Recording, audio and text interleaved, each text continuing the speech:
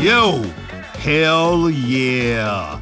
Wyatt begins in like 5, 4, 3, 2, 1.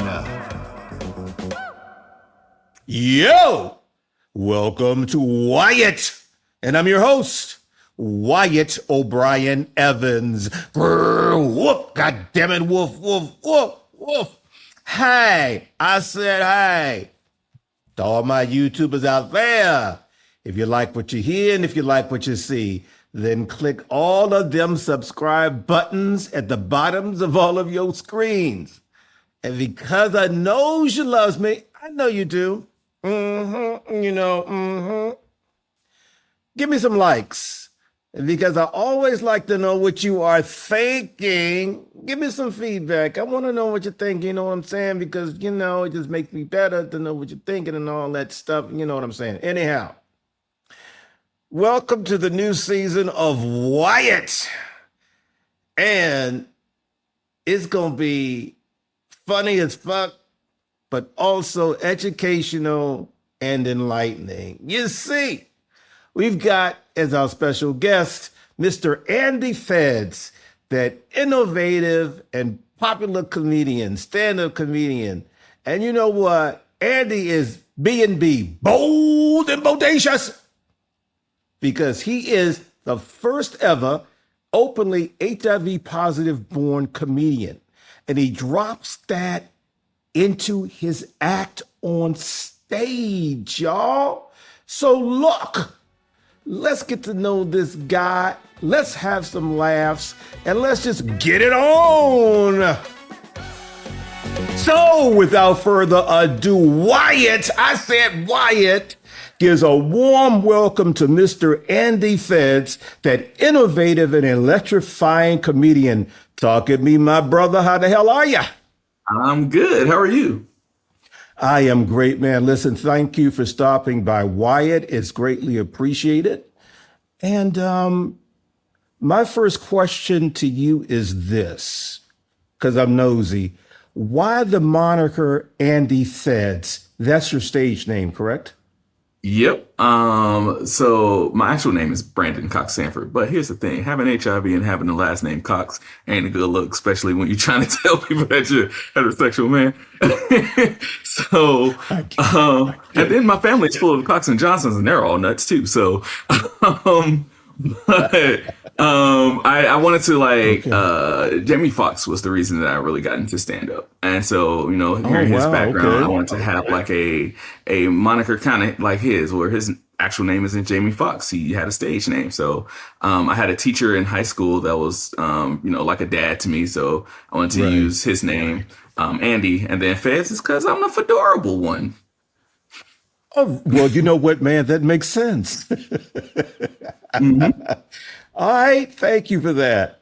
Now, Andy, you're the first ever openly HIV-positive-born comedian, and your stand-up act and social media focus on HIV education, empowerment, and entertainment. So tell us a little bit about that.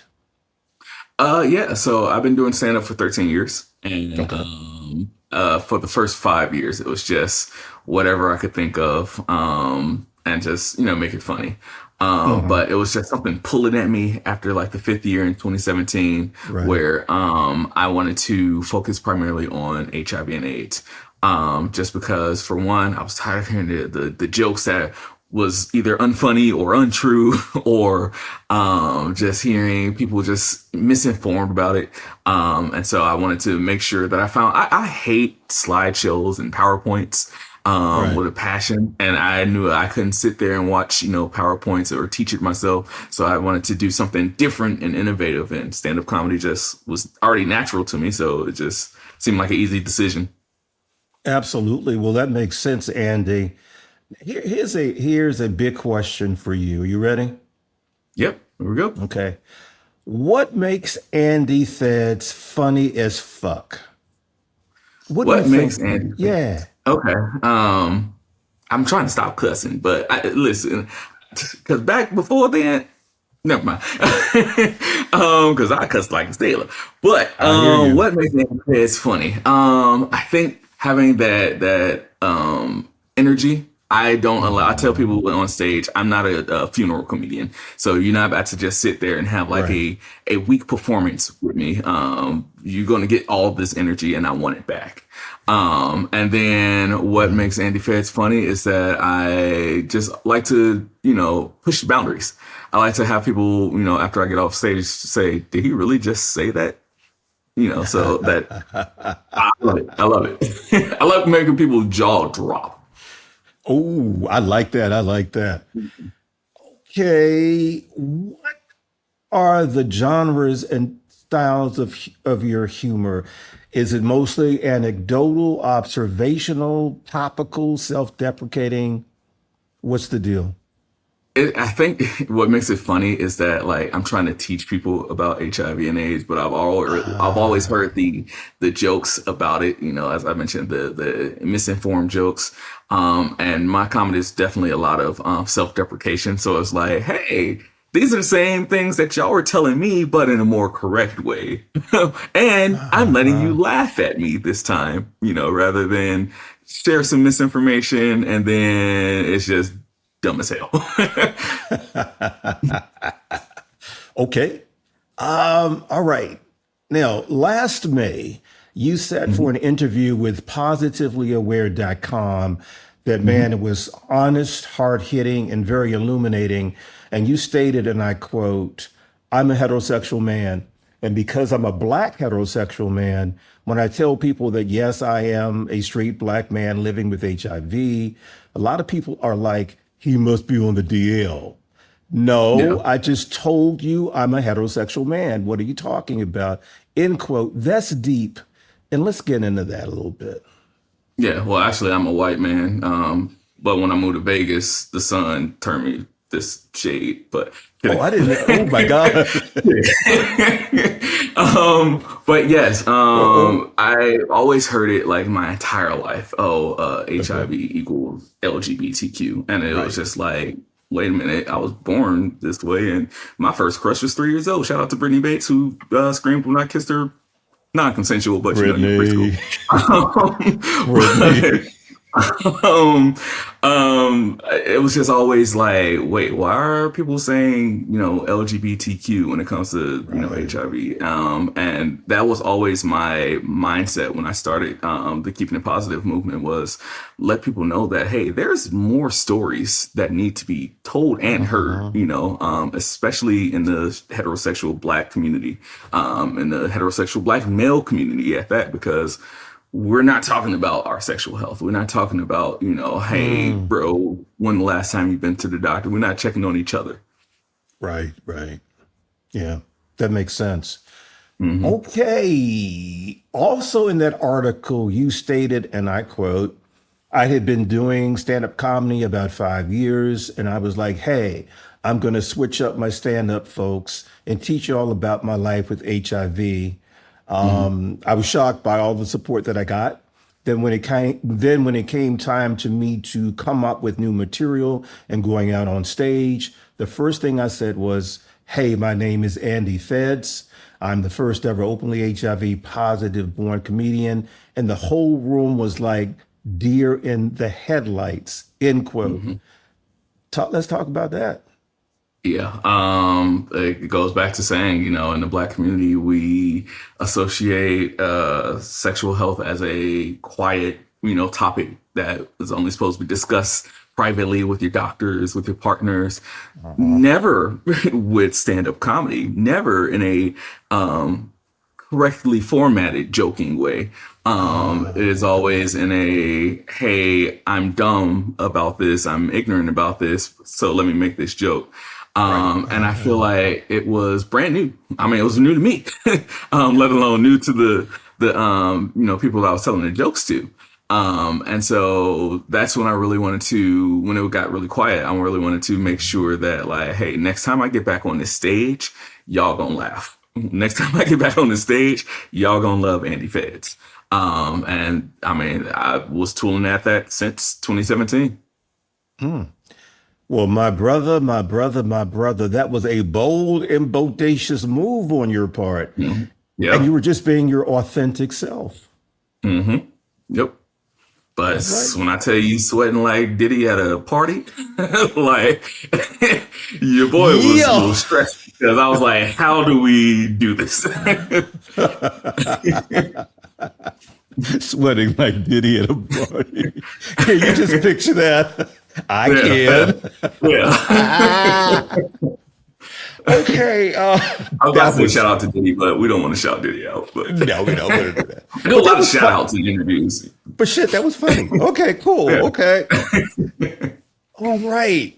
Now let's boogie down the corridors of time to learn all about your backstory because my Sure. brother, we at Wyatt are nosy. We like to know what's happening with people. We like to be all up in their business. So where were you born and raised?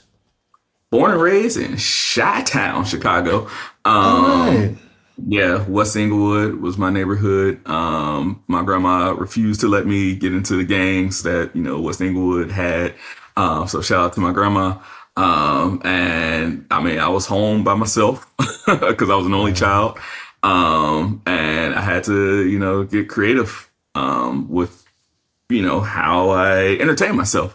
You ever play Uno by yourself? That's sad. No. No. Uno was yeah, Uno was seriously Uno. It was just one person for me. um, and yeah, my backstory goes. I have the picture here. Is that I was contracted HIV from my mom, who she got it from Oh, a boyfriend and never told her his status, and she's so when she pretty. got yeah, That's thank you, you. right? That's you, right? Yeah, that's me. Yep, always repping my Chicago Bulls. Oh, that's But nice.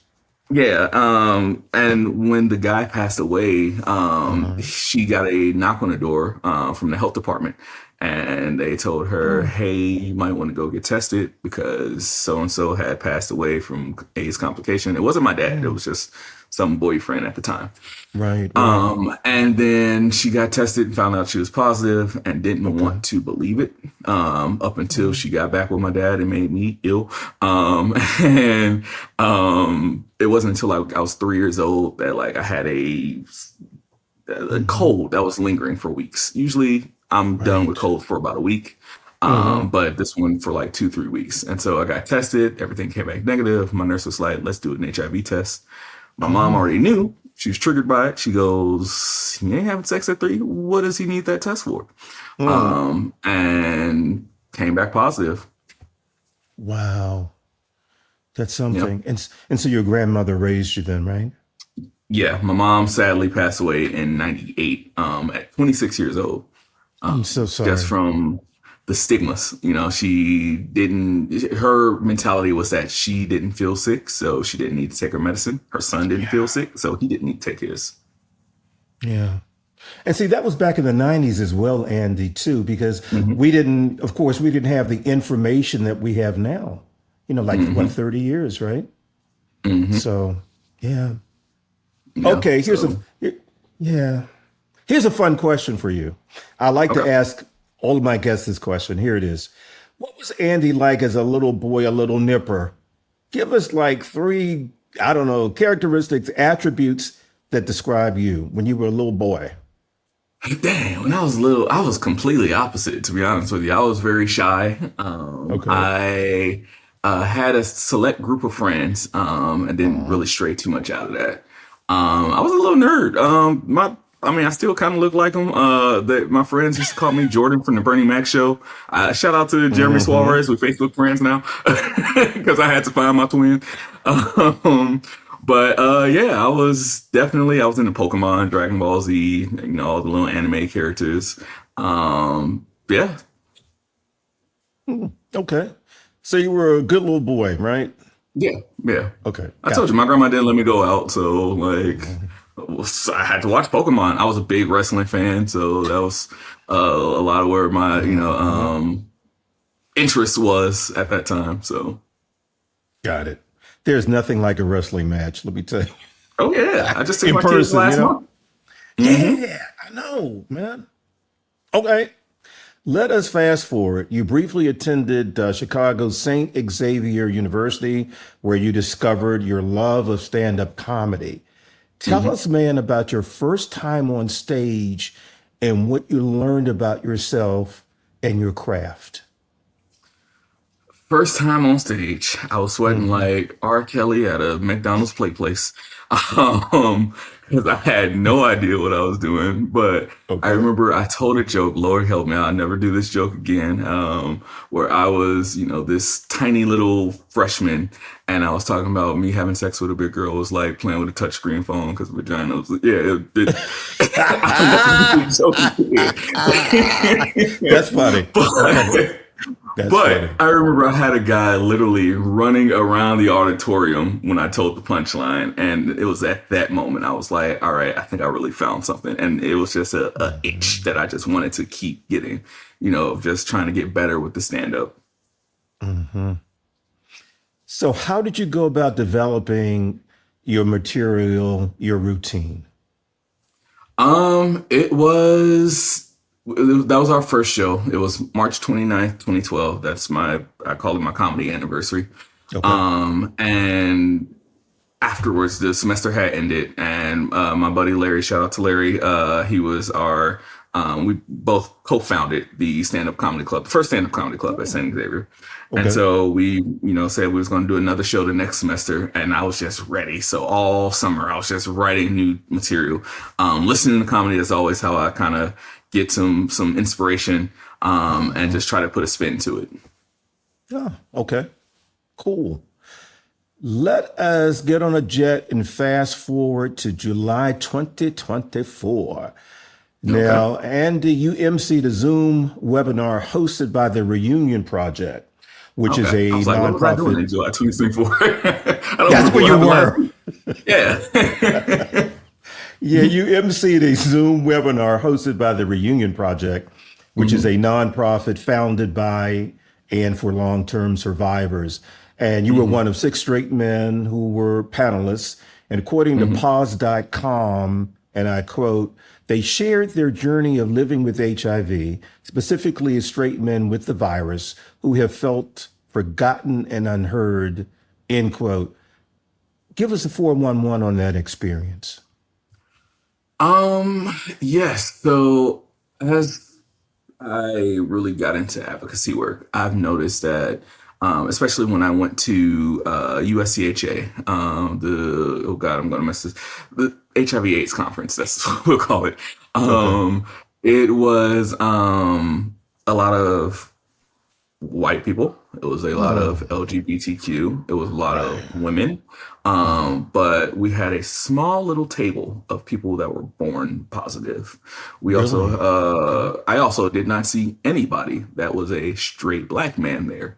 Um, Wow. Okay. so, and it was thousands of people there. And Mm. so it was just as you've mentioned, a forgotten narrative. Especially when it comes to people born positive. We had a Mhm. small table and we almost got kicked out of that table just because Wow. nobody knew that we had our own table. And if you even look at like the commercials, you never see any commercials about people born positive. You never Right. see any movies about people born positive. That's so Um, true. Yeah.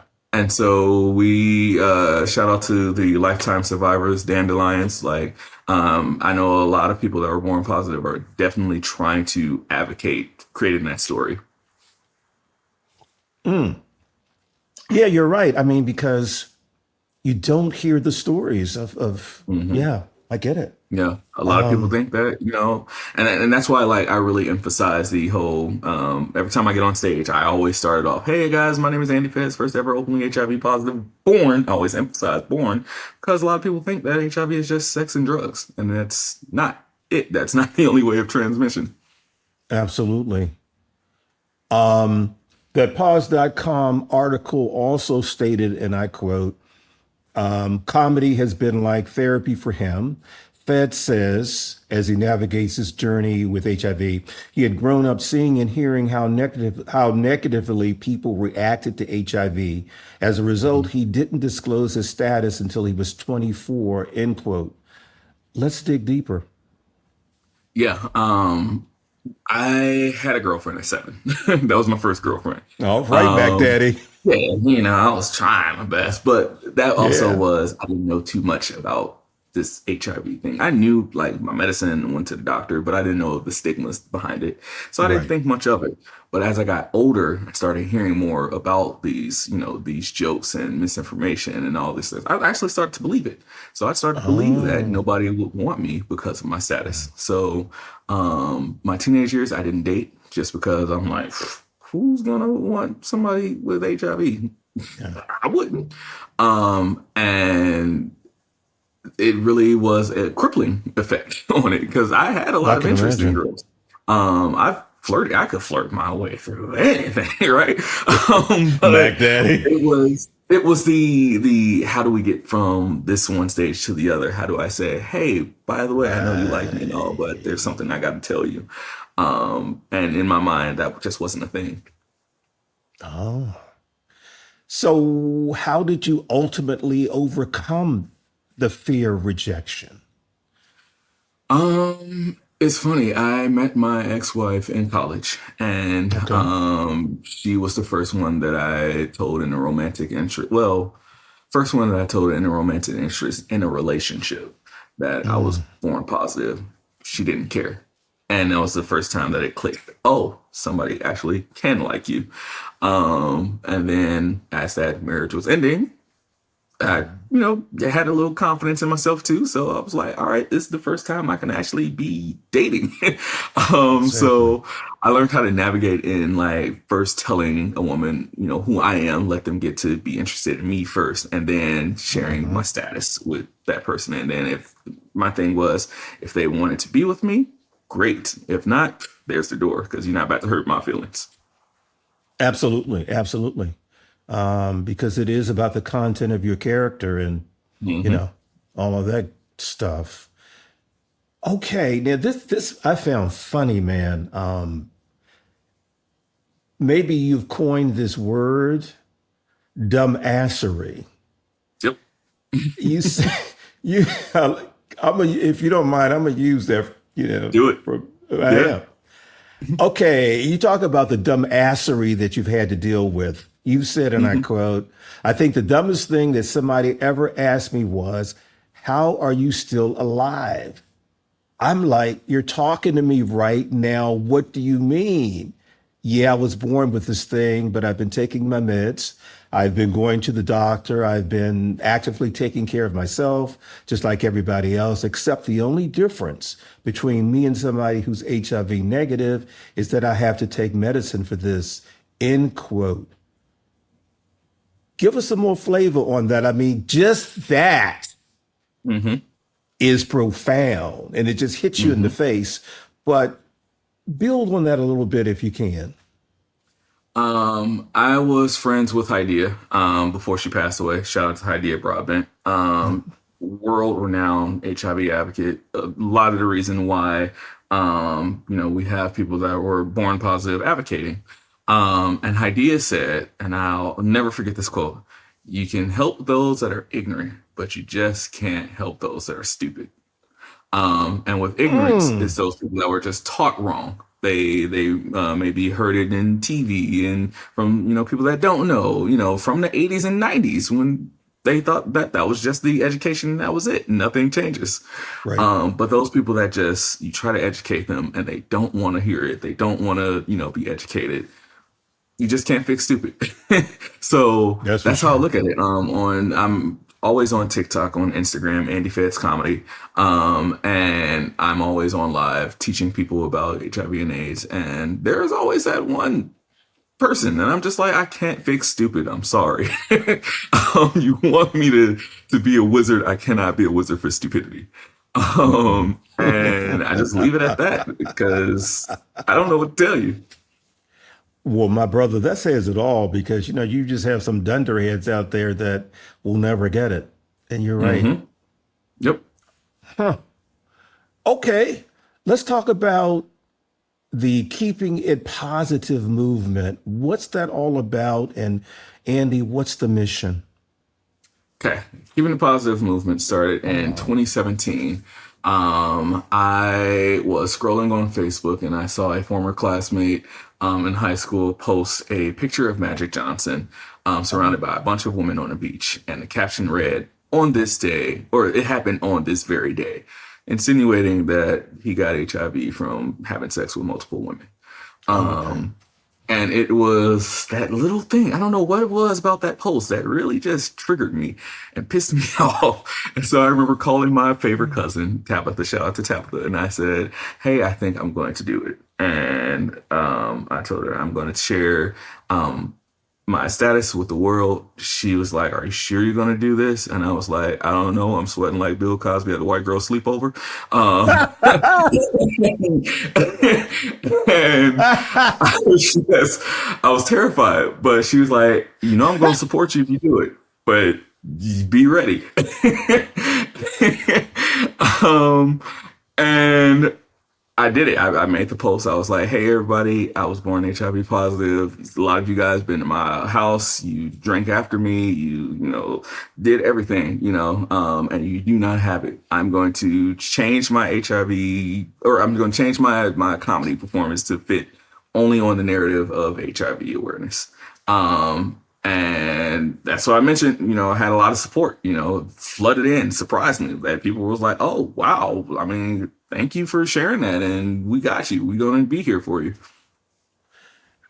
I did not mean to diminish the seriousness of what you just said. Yeah, good. Yeah. But Andy, the whole thing about Bill Cosby. Hey, listen, and maybe he had a pudding pop in his mouth or something. Yeah. Yeah. That's good. Oh man, okay. Now, okay, here we go. Yeah, good. You're also an author, man. You've written, the title of the book is Achieving the Dream, the autobiography of Brandon Andy Feds Cox Sanford. That's heavy. That's a long ass title, but it says a lot. Now, give us the 25-word elevator pitch for this book. What's it all about? This is the life of somebody that has lived life authentically with HIV. Mm-hmm. I love this. This is 15 years in the making. I started literally as a journal at age 15, and on right before my 30th birthday, excuse me, I was just like, I'm going to finally drop it because I was a little scared because I mentioned a lot of stories that I don't mention in my comedy or on stage. My relationship with my dad, my family's. Never mind. But get the book. I wanted to make sure that I added funny stories in there too, and not just focus solely on, hey, this person is HIV positive. It's almost like, if you read this book, it's almost like me dating you. Granted, I'm in a relationship, sorry people. But this is me sharing who I am, and is not just a status. Got it. You did that really well, Mr. Feds. My major was TV production, so I had to learn how to do elevator pitches. Well, that says it all. Yeah. Okay. Oh man, you've got the upcoming Feducation. I love that. Mm-hmm. Feducation Comedy Tour Summer 2025. Tell us about it. When does it start? Give us the venues. Where can we get tickets? Is there a website? All that stuff. Yes. On my website, andyfedscomedy.com. That's ANDYFEDSCOMEDY.com. You can check out the Feducation Tour. It is still in process right now. But currently at the moment we have positive assistance in Orlando, Florida, June 14th. I'll be there. Working on some dates in Chicago, working on some dates in Maine, in Louisiana. So it's just TBD right now, until all the paperwork gets done and all that. But it's basically going across the country, teaching people about HIV and AIDS, through stand-up comedy, through Q&As. It's always a great time. My last tour was the Keeping It Positive US tour, and we went to like 17 different states. Nice. Yeah, it was busy. Yeah. And so, it's a lot of fun. It's definitely a lot of fun. As far as tickets go, it's based on the organization that books. So, some might have personal or private shows. Some might have public ones. I believe Positive Assistance is a public one, though. Oh, cool. Oh, now, where can we get copies of Achieving the Dream, the autobiography of Brandon Andy Feds Cox Sanford? Amazon. Just Google Andy Feds book. Or on my Instagram, Andy Feds Comedy. Then you can check the link there. I always make it accessible. Or my website, andyfedscomedy.com. That's ANDYFEDSCOMEDY.com. You know who you sound a little bit like right there? Oh man, what's his name? I think he's Nigerian. He goes by one name. Oh, damn it, I can see him in my mind. Godfrey. Yeah, exactly. Also from Chicago. Yeah. I didn't know that. Yeah. Oh, okay, yeah. We got a lot of us that come out of there. We don't talk about R. Kelly, though. No. Let me ask you this before we go. How have you developed and grown as a performer? That's a great question. I definitely gained a lot of confidence. I used to do a lot of open mics to test out the material. I mean, I still do open mics. And I just try to figure out what works. Because some stuff don't work. And some stuff don't work for a particular group. And so I think as time went on, I definitely assessed, and been honest with myself as a stand-up comedian. You can't always be like, oh, well, they should have laughed at that joke because that joke's funny. No, sometimes your joke might suck. I definitely learned how to just read the audience. Oh, one more question. What would you like young people to learn from you? What I would like young people to learn from me, I would like young people to learn to, I call it be the 3 E's: be educated, be entertained by me, and be empowered by me. I want people to know that, HIV don't mean a death sentence. It doesn't mean that, you're not worthy to be loved or have a relationship or family or anything. I want people to know that, hey, even though I don't have HIV, I can still educate others on it. Shout out to my brother Devin. He's like a little brother, but he's my little brother. I'm just gonna say it. But he told me once he had to educate somebody that he went to school with because they were just spreading the complete misinformation. And the guy was like, "Oh, well, you must have it." He was like, "No, I just know what I'm talking about because I'm educated on it." And I think that's the thing. I tell people the only cure to HIV is communication and education. If we can talk about it, we can educate others on it. Absolutely. Well said. Well, Mr. Andy Feds, thank you so much for stopping by. Wyatt, I greatly appreciate it. I want to try that. Can I? Yeah, no, see, it sounds like constipation for me. I got to learn how to do that. But seriously, man, thank you so much for dropping by the podcast. Thank you. Thank you for having me. Yeah. So y'all, there you have it. You can find the official Wyatt podcast page at WyattEvans.com, the go-to destination for LGBTQ plus news, features, commentary, and entertainment. WyattEvans.com is visited by more than 100 countries on the regular. All I can say to that is, hey, baby.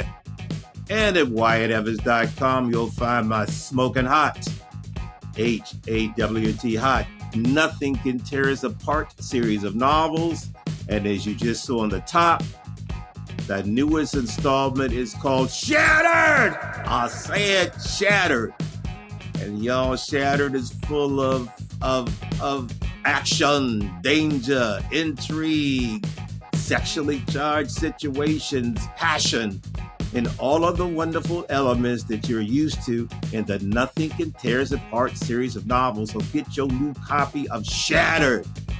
Now you can follow me, your host, Wyatt O'Brien Evans, all across social media, and poof is right there for you to peruse, like TikTok and Twitter and Facebook and Instagram. And if you have any comments or whatever, you can hit me up at wyattonair@gmail.com. So until next time, y'all, woof, goddammit, woof, woof, woof, woof. I said woof.